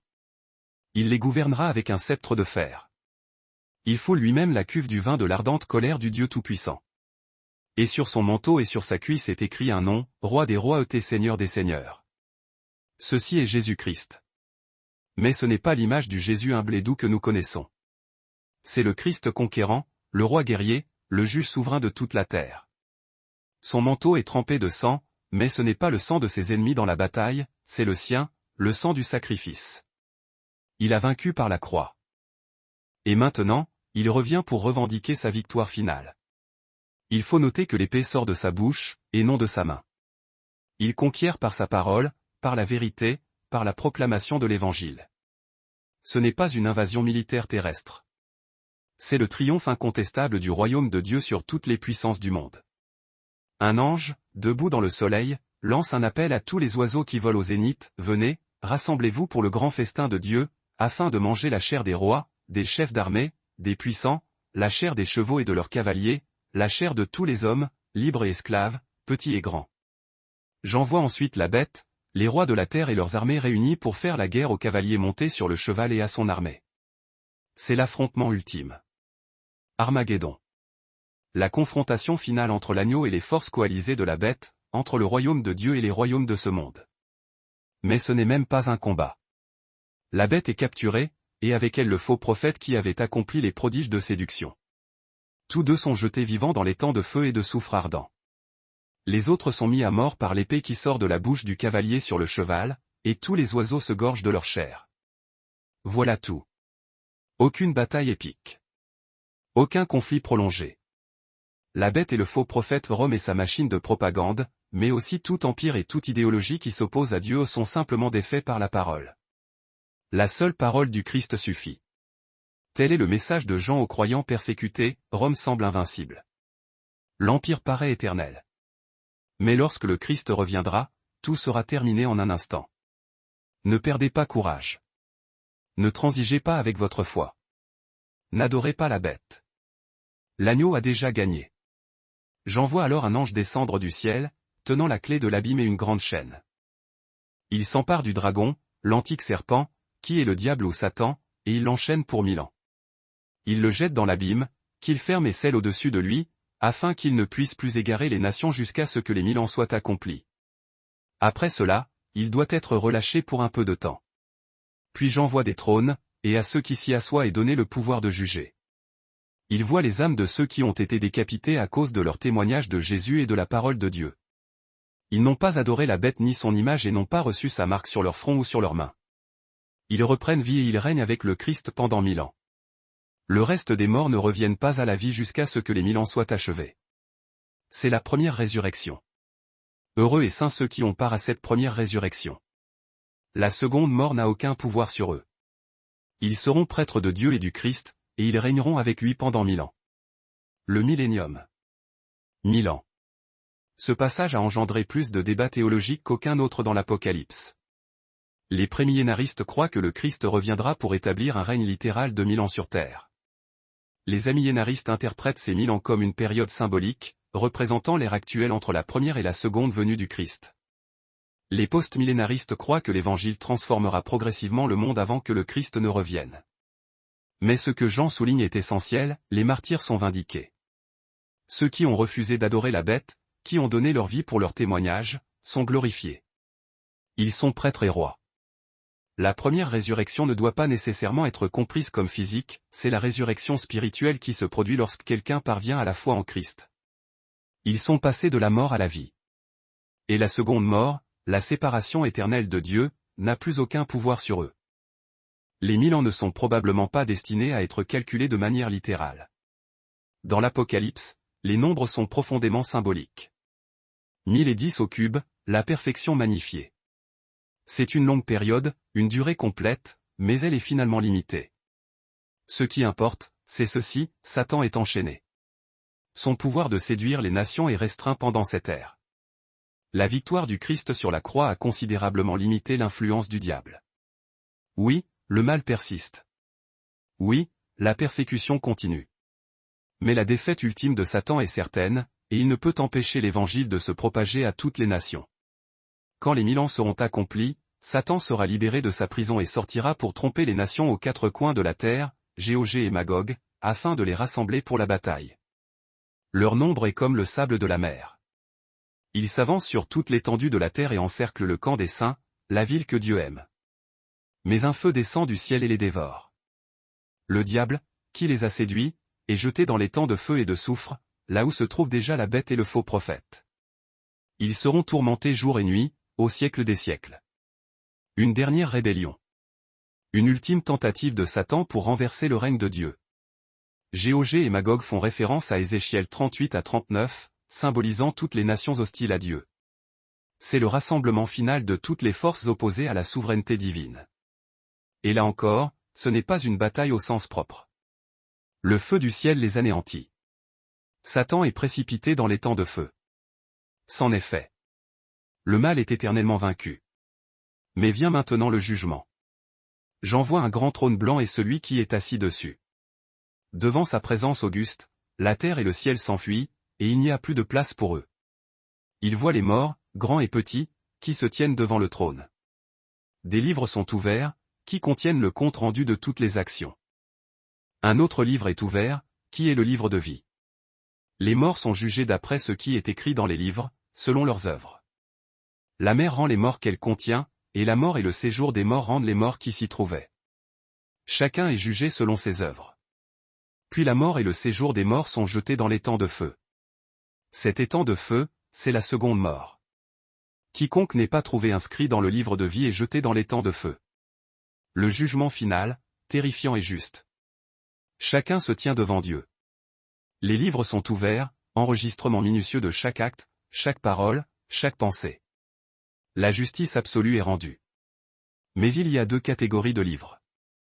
Les livres des œuvres, et le livre de vie. Nos actions comptent, elles révèlent qui nous sommes réellement, ce que nous adorons, où réside notre véritable allégeance.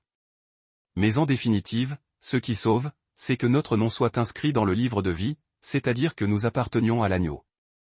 C'est pourquoi l'Évangile est la bonne nouvelle suprême. Aucun de nous ne peut se tenir devant Dieu en se fondant sur ses œuvres. Les livres nous condamneront tous. Mais l'agneau a inscrit nos noms dans son livre par amour et par grâce. Nous sommes sauvés non par notre justice imparfaite, mais par la sienne parfaite. La mort et le séjour des morts sont jetés dans l'étang de feu. La mort elle-même meurt. Le grand ennemi est finalement et totalement défait. Et maintenant, Jean s'apprête à voir ce qui vient après. Ce qui se trouve au-delà du jugement et de la destruction. À quoi ressemble réellement l'éternité avec Dieu?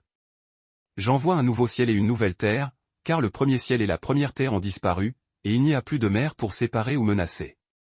Il voit la cité sainte, la nouvelle Jérusalem, descendant du ciel d'auprès de Dieu, préparée avec une beauté éblouissante, comme une épouse parée pour son époux. Et il entend une voix forte venant du trône, qui proclame, « Voici le tabernacle de Dieu avec les hommes. Il habitera avec eux, ils seront son peuple, et Dieu lui-même sera leur Dieu. Il essuiera toute larme de leurs yeux. La mort ne sera plus, il n'y aura plus ni deuil, ni lamentation, ni douleur, car l'ancien ordre des choses a disparu. Celui qui est assis sur le trône dit alors, voici, je fais toutes choses nouvelles. Puis il ajoute, écrit, car ces paroles sont certaines et véritables. Il poursuit, c'est fait. Je suis l'alpha et l'oméga, le commencement et la fin. À celui qui a soif, je donnerai de la source de l'eau de la vie gratuitement. Le vainqueur héritera de toutes ces choses, je serai son Dieu et il sera mon fils. Mais quant aux lâches, aux incrédules, aux abominables, aux meurtriers, aux impudiques, aux magiciens, aux idolâtres, et à tous les menteurs, leur part sera dans les temps ardents de feu et de soufre. C'est la seconde mort. Ceci est l'espérance ultime. Non pas l'évasion du monde, mais le renouvellement du monde. Non pas l'abandon de la création, mais sa restauration glorieuse. Dieu ne détruit pas la terre pour nous emmener au ciel. Il amène le ciel sur la terre. La demeure de Dieu est désormais au milieu des hommes. C'est le point culminant vers lequel toute l'histoire de la rédemption s'est dirigée. L'Éden est restauré. La malédiction est inversée. Dieu et l'humanité sont réunis dans une intimité parfaite. Le festin des noces de l'agneau s'étend désormais à toute la création. Plus de mort. Plus de souffrance. Plus de larmes. L'ancien ordre, celui du péché, de la tyrannie et de l'oppression, a cédé la place. Tout est recréé. Un des 7 anges qui tenaient les 7 coupes vient vers Jean et lui dit, viens, je te montrerai l'épouse, la femme de l'agneau. Il emporte Jean en esprit sur une montagne grande et élevée et lui montre la cité sainte, Jérusalem, qui descend du ciel d'auprès de Dieu. Elle resplendit de la gloire de Dieu, et son éclat est comparable à celui d'une pierre précieuse, comme une pierre de jaspe, limpide comme du cristal. Elle est entourée d'une grande et haute muraille pourvue de 12 portes, gardées par 12 anges. Sur ces portes sont inscrits les noms des 12 tribus d'Israël, signe de la continuité de l'alliance divine. Il y a 3 portes à l'est, 3 au nord, 3 au sud, et 3 à l'ouest. La muraille de la ville repose sur 12 fondations, portant les noms des 12 apôtres de l'agneau, soulignant l'unité de l'Ancien et du Nouveau Testament. La ville est bâtie comme un carré parfait, sa longueur étant égale à sa largeur. L'ange la mesure avec une verge, 12 000 stades de long, de large et de haut, soit environ 2400 km dans chaque direction. C'est un cube parfait. Un cube parfait, comme le Saint des Saints dans l'Ancien Temple, qui était également un cube. Toute la ville est désormais le Saint des Saints. La totalité de l'espace est sanctifiée. La nouvelle terre entière est devenue la demeure permanente et immédiate de Dieu. La muraille est construite en jaspe, et la ville elle-même est d'or pur, transparent comme du verre. Les fondations de la muraille sont ornées de toutes sortes de pierres précieuses, une explosion de couleurs, jaspe, saphir, chalcédoine, émeraude, onyx, sardoine, chrysolite, béryl, topaze, chrysoprase, hyacinthe, améthyste. Les 12 portes sont 12 perles, chaque porte étant faite d'une seule et unique perle. La place principale de la ville est d'or pur, aussi transparente que du verre. Jean ne voit aucun temple dans la ville, car le Seigneur Dieu Tout-Puissant et l'agneau en sont eux-mêmes le temple. La ville n'a besoin ni du soleil ni de la lune pour l'éclairer, car la gloire de Dieu l'illumine, et l'agneau est son flambeau. Les nations marcheront à sa lumière, et les rois de la terre y apporteront leur magnificence. Ces portes ne se fermeront jamais durant le jour, car il n'y aura plus de nuit là-bas. La gloire et l'honneur des nations y seront apportés. Rien de souillé n'y entrera jamais, ni personne qui se livre à l'abomination ou au mensonge, mais seulement ceux dont les noms sont inscrits dans le livre de vie de l'agneau. Plus de temple, car la ville entière est un espace de culte. Plus de soleil ni de lune, car la gloire de Dieu est la lumière totale. Des portes qui ne se ferment jamais, car il n'y a plus d'ennemis à craindre. Les nations, ces mêmes nations qui, dans leur histoire, avaient servi la prostituée, qui s'étaient opposées à Dieu tout au long de l'Apocalypse, apportent maintenant leur gloire et leur honneur au sein de la cité nouvelle. C'est là la rédemption, non seulement des âmes individuelles sauvées, mais des cultures entières, des sociétés complexes, des nations et de leurs héritages. Tout ce que l'humanité a produit de bon, de beau et de vrai, l'art dans ses formes les plus sublimes, la musique dans ses harmonies les plus pures, la science dans sa quête inlassable de la vérité, la littérature dans son exploration de l'âme, tout cela est purifié, élevé et intégré dans la nouvelle création. Rien n'est jeté. Aucune œuvre authentique n'est gâchée. Tout est racheté et transfiguré. Puis l'ange guide le regard de Jean vers le fleuve de l'eau de la vie. Il coule, limpide comme le cristal le plus pur, jaillissant du trône central de Dieu et de l'agneau, descendant majestueusement au milieu de la grande avenue de la cité. De chaque côté du fleuve s'élève l'arbre de vie, portant des récoltes en abondance, produisant 12 fruits différents, renouvelant son offrande chaque mois. Et les feuilles de cet arbre sont là pour la guérison complète des nations. La malédiction qui pesait sur la création est levée à jamais. Le trône de Dieu et de l'agneau sera là, dans la ville, et leurs serviteurs lui rendront un culte parfait. Ils verront sa face. Ils verront sa face, et son nom sera marqué sur leur front. Il n'y aura plus de nuit. Ils n'auront besoin ni de la lumière d'une lampe, ni de la lumière du soleil, car le Seigneur Dieu leur donnera lui-même sa lumière. Et ils régneront pour toujours et à jamais. L'arbre de vie. La dernière fois que nous l'avons rencontré, c'était dans Genèse 3, lorsqu'Adam et Ève furent chassés et empêchés de manger de son fruit après leur péché. Maintenant, il est de nouveau accessible à tous. L'Éden est restauré, mais ce n'est plus seulement un jardin, c'est une cité. La culture humaine, la créativité humaine, la communauté humaine, tout est perfectionné et rempli de la présence transcendante de Dieu. Les serviteurs de Dieu verront sa face. Dans l'Ancien Testament, nul ne pouvait voir Dieu et vivre. Moïse n'avait pu qu'apercevoir un éclair du dos de Dieu. Mais dans la nouvelle création, cette barrière est effacée. Nous le verrons face à face. Nous serons pleinement connus, pleinement aimés, définitivement chez nous. Son nom sera marqué sur leur front. Vous souvenez-vous de la marque de la bête, ce faux sceau imposé sur le front de ceux qui adoraient l'Empire? Voici la véritable marque, l'appartenance à Dieu, portant son identité même, scellée à jamais comme sien. Ils régneront pour toujours et à jamais. Non pas seulement Christ régnant seul, mais son peuple régnant avec lui. C'est la destinée retrouvée de l'humanité, ne plus être esclave, ni de simples sujets, mais des co-souverains avec le Christ sur la création restaurée. Le mandat de domination donné dans Genèse 1, régner sur la terre, est enfin accompli dans sa perfection. L'ange insiste auprès de Jean, ces paroles sont dignes de foi et vraies. Le Seigneur, le Dieu qui inspire les prophètes, a envoyé son ange pour montrer à ses serviteurs les choses qui doivent arriver bientôt. Et Jésus lui-même intervient directement, « Voici, je viens bientôt. » Heureux celui qui garde les paroles de la prophétie écrite dans ce livre. Jean, submergé par cette révélation finale, tombe une fois de plus aux pieds de l'ange pour l'adorer. Mais l'ange l'en empêche aussitôt avec fermeté, « Garde-toi de faire cela. Je suis un compagnon de service avec toi, avec tes frères les prophètes et avec tous ceux qui gardent les paroles de ce livre. Adore Dieu. » L'ange donne ensuite une instruction cruciale à Jean, ne scelle pas les paroles de la prophétie de ce livre, car le temps est proche. Que celui qui commet l'injustice continue de la commettre, que celui qui est impur continue d'être impur, que celui qui est juste continue de pratiquer la justice, et que celui qui est saint continue de se sanctifier.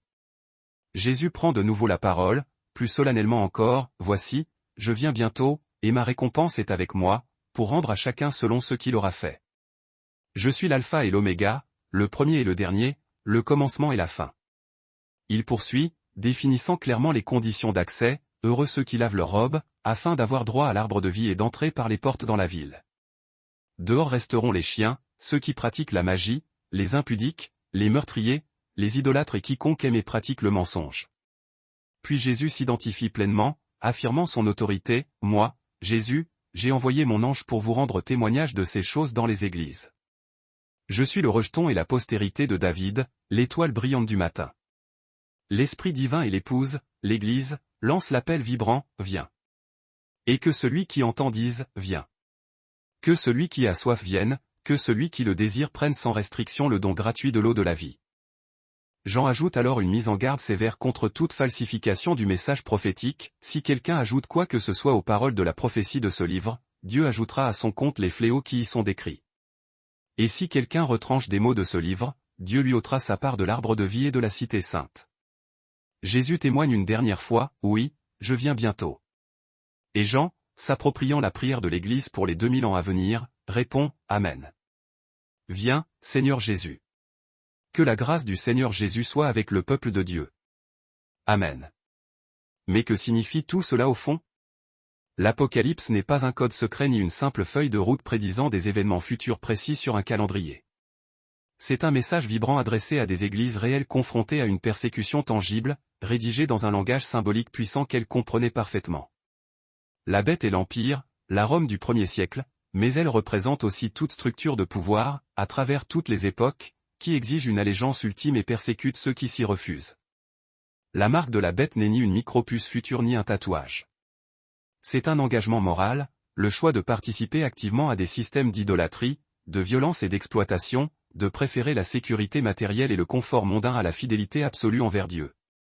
Le nombre 666 n'est pas le nom d'un dictateur à venir. Il symbolise l'humanité déchue qui s'érige sans Dieu, l'empire qui prétend être ultime et parfait, mais qui échoue et reste incomplet à chaque tentative. Babylone n'est pas une ancienne ville reconstruite. C'est la puissance séductrice de la richesse ostentatoire, du luxe éphémère et de la gloire impériale qui corrompt les nations et assassine les prophètes de la vérité. Armageddon n'est pas un lieu pour une troisième guerre mondiale littérale. C'est la confrontation spirituelle finale entre le royaume de Dieu et les royaumes de ce monde, une bataille que le Christ a déjà remportée définitivement par le moyen paradoxal de la croix. Le millénium n'est pas un règne littéral de 1000 ans à venir. C'est l'ère que nous vivons présentement, le temps qui s'étend entre la première et la seconde venue du Christ, période pendant laquelle le pouvoir de Satan est limité et l'évangile est répandu vers toutes les nations. L'étang de feu n'est pas une chambre de torture médiévale. C'est la séparation finale et totale d'avec Dieu, la seconde mort, la conséquence ultime et inéluctable du rejet de la source de toute vie et de tout amour véritable. Et la nouvelle Jérusalem n'est pas un Éden éthéré dans les nuages. C'est la restauration complète et le renouvellement de toute la création, le ciel descendant sur la terre, Dieu faisant sa demeure avec l'humanité pour l'éternité. Voici donc le message essentiel que Jean adresse aux églises persécutées d'Asie mineure, et à nous aujourd'hui. L'Empire, Rome, semble invincible. Mais il est condamné. Tout empire qui se construit sur la violence, l'exploitation et qui exige un culte s'effondrera. Cela prendra peut-être des décennies. Cela prendra peut-être des siècles. Mais il tombera, inévitablement. Les martyrs ne sont pas oubliés. Ceux qui souffrent pour leur foi, qui refusent le compromis, qui meurent plutôt que d'adorer la bête, sont réhabilités et triomphent. Ils règnent avec le Christ. Leur sang n'a pas été versé en vain. Dieu est souverain sur l'histoire. Le chaos apparent, les persécutions brutales, le triomphe momentané du mal, tout cela est sous le contrôle absolu de Dieu. Le livre scellé est entre les mains de l'agneau. Il ouvre les sceaux. L'histoire avance résolument vers sa fin prédéterminée. L'agneau triomphe par sa mort. C'est le paradoxe central de l'Apocalypse. Le Christ vint non par la violence des armes, mais par le sacrifice de lui-même. Il défait le dragon non avec une épée physique, mais avec la croix. Et ses disciples triomphent de la même manière, par le sang de l'agneau et la parole de leur témoignage, n'aimant pas leur propre vie jusqu'à la mort. N'adorez pas la bête. C'est l'avertissement constant. Ne participez jamais aux idolâtries de l'Empire. Ne prenez pas la marque. Ne vous laissez pas séduire par le luxe et le confort de Babylone. Le compromis exige un prix exorbitant, et il n'en vaut jamais la peine. Endurez. Ce temps exige de la part du peuple de Dieu une endurance patiente et une fidélité inébranlable. Ni évasion. Ni révolution violente. Simplement la fidélité. Continuez d'adorer l'agneau. Continuez de refuser la marque. Gardez vos vêtements d'une blancheur immaculée. Attendez l'époux. L'espoir est en route. La femme, l'Église, s'enfuit dans le désert, mais elle y est protégée. Les témoins sont tués, mais ils ressuscitent. Les martyrs sont décapités, mais ils règnent. La mort ressemble à la défaite, mais c'est le chemin vers la résurrection. Et un jour très bientôt, l'agneau reviendra, Babylone s'écroulera, la mort elle-même mourra, et Dieu fera toutes choses nouvelles. Mais c'est là que l'Apocalypse devient profondément personnel. Ce livre ne concerne pas seulement le 1er siècle. Il ne concerne pas seulement Rome. Il concerne chaque époque, chaque empire, et surtout, chaque cœur humain. Qui adorez-vous? Qui est l'objet de votre adoration véritable? Nous ne nous prosternons plus devant des statues de César. Nous ne brûlons plus d'encens sur des autels impériaux. Pourtant, nous nous inclinons devant le succès, la sécurité financière, le confort absolu, le statut social, la richesse accumulée, le pouvoir, le plaisir incessant, ou le culte du moi. Nous brûlons de l'encens sur les autels d'une productivité écrasante, du consumérisme insatiable, du nationalisme aveugle, du tribalisme identitaire, et de l'individualisme narcissique. Quelle est votre marque? Pas sur votre front ou votre main, mais gravée dans votre cœur. À quel système appartenez-vous de fait? Quelle compromission avez-vous accepté pour survivre ou prospérer? Est-ce l'économie qui exige que vous ignoriez l'injustice flagrante parce que la dénoncer nuirait à votre bilan financier? Est-ce le parti politique qui exige une allégeance totale, vous obligeant à baptiser ces politiques du nom de Jésus même lorsqu'elles contredisent ses enseignements fondamentaux? Est-ce le cercle social qui vous oblige à tourner en dérision la foi, à garder le silence sur Jésus, à cacher votre lumière sous le boisseau? Est-ce la carrière qui possède votre âme, qui exige plus que vous ne pouvez donner, qui ne laisse aucun espace pour le culte, pour le repos, pour le sabbat? Est-ce le divertissement qui vous engourdit, vous distrait, remplissant votre esprit d'images et de récits qui vous façonnent à l'image de Babylone plutôt qu'à celle du Christ? Quelle est votre Babylone? Quel système séduisant vous promet la paix, la prospérité, la sécurité, à la seule condition que vous fléchissiez le genou, preniez la marque et buviez à sa coupe d'or?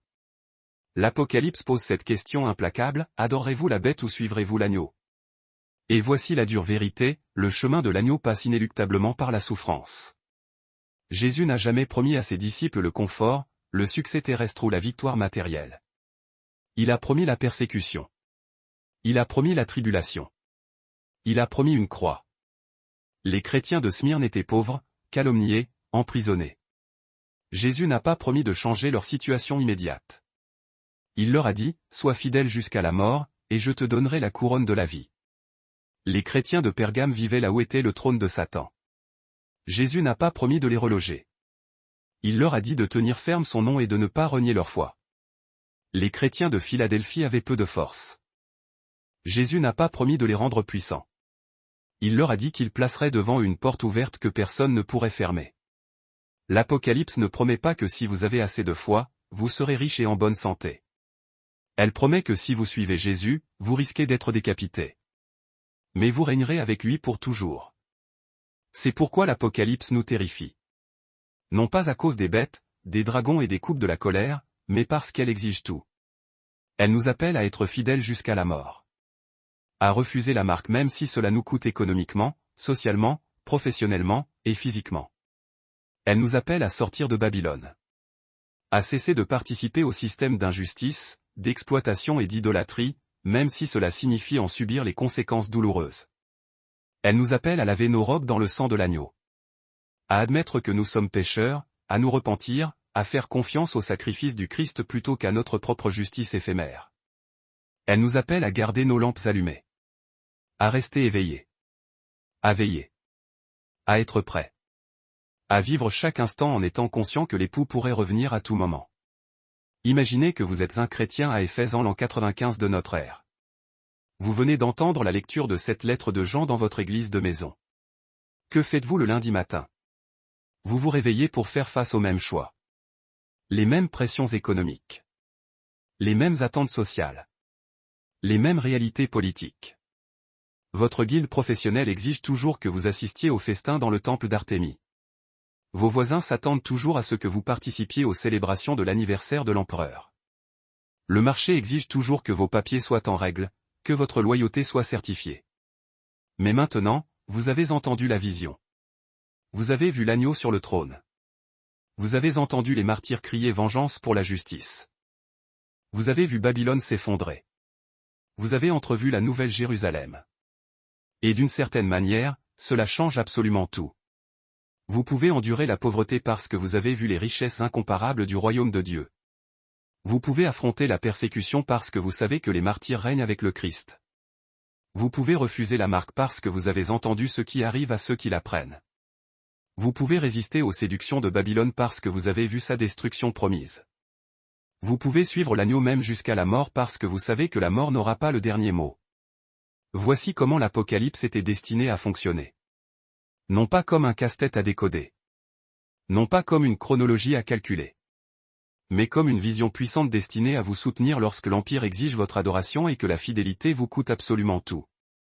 C'est une vision qui affirme, ce que vous voyez n'est pas toute la réalité. Derrière les pouvoirs visibles Rome, César, la bête il y a un trône invisible. Et sur ce trône siège l'agneau qui a été immolé. Il tient le rouleau. Il est en train d'ouvrir les sceaux. Il est aux commandes de l'histoire. L'Empire semble solide, mais il est fragile. Le dragon semble effrayant, mais il a déjà été précipité. La mort paraît finale, mais c'est un ennemi vaincu. La bête semble invincible, mais le feu la consumera en un instant. Et un jour, peut-être pas de votre vivant, mais un jour, le cavalier sur le cheval blanc reviendra. Babylone s'écroulera. La mort mourra. Et Dieu essuiera toute larme de tout visage. Jusqu'à ce jour, endurez. N'adorez pas la bête. Ne prenez pas la marque.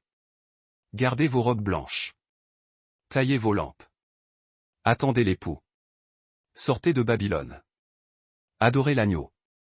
Suivez-le partout où il va, même si cela mène par la vallée de l'ombre de la mort. Parce que de l'autre côté, il y a la résurrection. Les noces. Le nouveau ciel et la nouvelle terre. L'arbre de vie. Le fleuve de vie. La cité où Dieu demeure avec son peuple pour toujours. De l'autre côté, vous verrez sa face. Vous porterez son nom. Vous régnerez avec lui pour toujours et à jamais. De l'autre côté, toute tristesse deviendra mensonge. Depuis 2000 ans, les chrétiens concluent leur adoration par la même prière que Jean a formulée à Patmos. Viens, Seigneur Jésus. C'est une prière de désir ardent. Viens nous délivrer. Viens justifier ton nom. Viens faire toutes choses nouvelles. C'est une prière d'espérance. Nous ne sommes pas piégés pour toujours dans ce monde brisé. Ceci n'est pas tout ce qui existe. Tu reviens.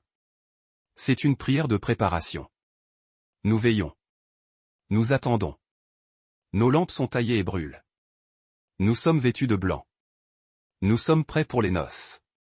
C'est une prière d'abandon. Que ton royaume vienne, pas le nôtre. Que ta volonté soit faite, pas la nôtre. Que ton temps s'accomplisse, pas le nôtre. Et c'est une prière de confiance absolue. Tu as promis que tu venais bientôt. Tes paroles sont dignes de foi et vraies. Celui qui rend témoignage de ces choses dit, oui, je viens bientôt. Alors nous répondons, Amen. Viens, Seigneur Jésus.